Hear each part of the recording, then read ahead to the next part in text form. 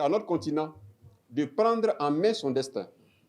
Prendre en main son destin, c'est avoir les dirigeants qu'il faut et aussi avoir les partenaires qu'il faut. Cela est fondamentalement important.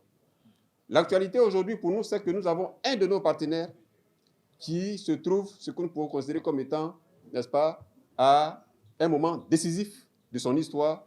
Laquelle histoire peut réjaillir sur notre continent? Il s'agit de la Turquie. Comme vous le savez, nous sommes à quelques jours de la prochaine élection présidentielle en Turquie.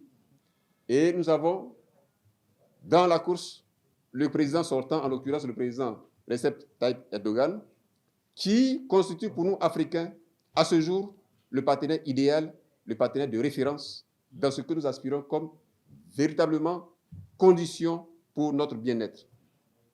C'est pour cela que nous, Africains, intellectuels, avons décidé de soutenir la candidature du président Erdogan, afin qu'il soit réélu à la prochaine élection qui aura lieu le dimanche prochain. Et nous avons matérialisé cela par la rédaction de cet ouvrage-là, qui traduit l'amitié entre la Turquie et l'Afrique, plus précisément entre le président Erdogan et le continent africain. Si nous voulons revenir sur tout ce que Recep Tayyip Erdogan a fait sous son magistère, c'est-à-dire depuis qu'il est Premier ministre jusqu'à ce qu'il soit président, on ne pourra pas finir de les énumérer.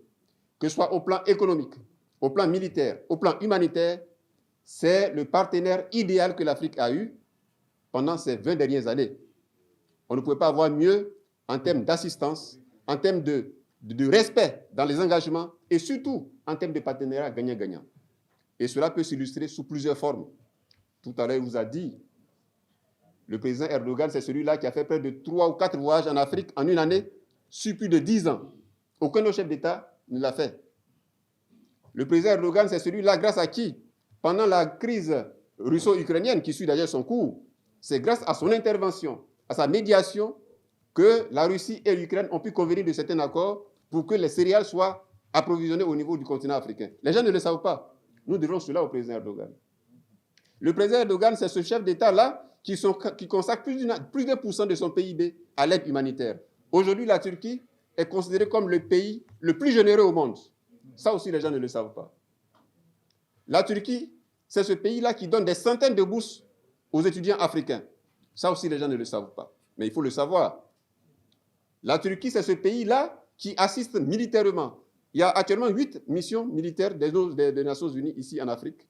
Et la Turquie fait partie de ceux qui apportent le plus grand financement dans ces interventions-là. Et ça, c'est dans l'intérêt des pays africains.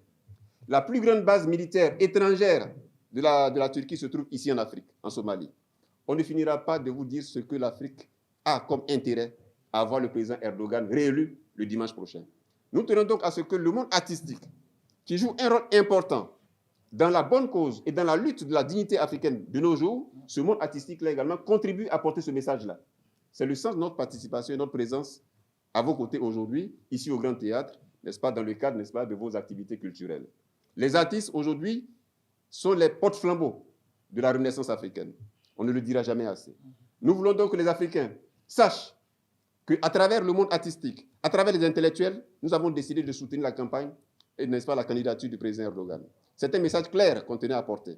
Alors donc,